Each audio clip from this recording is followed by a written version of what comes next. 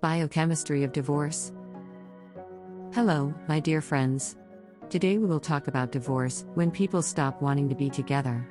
It turns out to be such a dramatic part of life, which is also good to highlight and maybe a little more sublime in this area. I want to start with the fact that I was recently told a story about a family couple who once lived in a small town far north. A man, the husband, died at the age of 96, and his wife died about 2 months later, so they practically died on the same day. They lived happily ever after and died in one day. Among your acquaintances, there are people who can boast about this.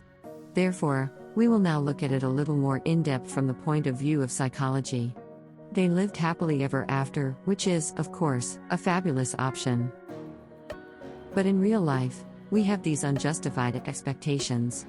When we get married, we think that it will be like the day when we met, and then a person changes and already becomes completely incomprehensible and unpleasant to us, or you have gone far ahead and your life goals have changed, and your chosen one remains in the same position, and you completely stop pleasing each other.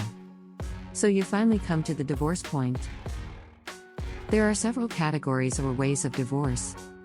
The most acceptable form is a constructive and positive divorce. When people are very much in dialogue, they are together, they communicate all the time, they develop equally, and at some point, both of them understand that there is no love, the passion is over, but we have really grown these relationships, they both think so, they both discuss it in dialogue, and both come to the conclusion that yes, our family is over, and calmly leave. It is not a shock for them, something unprecedented happened, they just leave, and even then they can meet and remain friends. Another form of separation is called unfinished gestalt. Unfinished gestalt is when people do not want to live together, and they cannot leave, they do not dare. And they come up with different reasons. While the children are small, the child should have a mortgage. Until the mortgage is closed. Mom is sick, where else will we be upset? That is, some explanations are necessarily drawn, but do not allow to part. And people start this unclosed gestalt.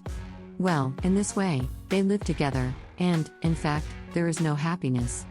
Postponed separation. There is such a form, when people, I often advise, when they have some points of contact, but there are some things that they cannot yet decide. I advise them to go for a month, just rent an apartment or to go to their parents and live a little without this person. But, really, we are much better off or not. I have reviewed everything, this is my person, so why did I behave like that? And these delayed breakups are usually people who live on different territories according to mutual consent. And then they get together or understand that yes, we are really different people. Well, there is a pseudo breakup. Women also use it very often, when they say, that's it, I'm going to my mom. She does it exactly so that he realizes and changes, quits drinking, quits smoking, comes to her and says, everything is fine now dear, please come back, I realized everything. That is, these are such demonstrative leaves, not for the sake of leaving, but for the sake of somehow manipulatively achieving some result. This is called a pseudo-parting. We will talk about the most difficult form. Painful divorce, which is called traumatic divorce when one person is ready, and the other is not ready. With such a neurotic divorce, it happens when one person is already tired, he has no strength. And these painful relations have reached some point. And the second one also understands that the relationship is painful, but is not ready to part. Not ready to let go of his partner. And since these are such neurotic relations, and there is no dialogue, they have no common understanding, then, as a rule, they do not talk about the topic. And for them, how? Nothing foretold. Let's say she offers to divorce, and he is not ready for it. Therefore, this is called neurotic divorce. Even if people are divided peacefully, it is still, of course, for the body's stress. Because I will tell you now what is happening to our body. When a person falls in love, he has a hormonal failure in his body. This incredible hormonal cocktail includes this feeling that with a little more, and there will be happiness. That is, dopamine is turned on. When a person is necessarily eager to get the object of his love, he has a heartbeat, he has increased blood pressure. Really, love is a disease. Well, first of all, butterflies in the stomach turn on and a person cannot think of anything but the object of love, and depression happens because there is no object, the orphan is falling and the person is in a state of God. I can't do anything, I can't think, While I only have this partner in my head and suddenly we find out that the partner also loves us, the level of serotonin rises, the person is in a state of flight, euphoria, impossible happiness. Here, finally, what I dreamed of just happened, and the person feels incredibly protected and calm. He reached the peak of happiness, and this is the stage when we want this body contact so much and oxytocin is produced. And the more we hug, the more oxytocin is produced. And then we want more and more physical contact. And then the offspring is born, because oxytocin requires a long time together because this couple must raise a child. These hormonal things occur in the body. And then suddenly this hormonal failure is disrupted, there is an imbalance, because the partner leaves. This neurotic divorce occurs, and nothing foretold, and the partner took off and left.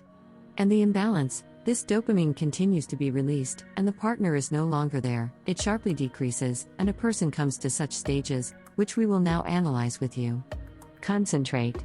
When the neurotic disorder occurs, the following stages occur in the body: shock, anger, depression, and acceptance. Shock is when, how, I did not expect it, it happens. With this positive disorder, shock does not occur because people go normal steps to this, and both understand. It happens abruptly. And a person can be in a state of shock for several days to several months. And it is necessary to switch, not to hang on the stage of shock. And then the next stage comes, which is anger. When hormones say, what kind of life is not the way I want, what is happening to us, and I want to kill someone, I want to destroy something. So, yes, let's release this anger for peaceful purposes. You want to destroy something? Tear the photos where you are together. Break these albums.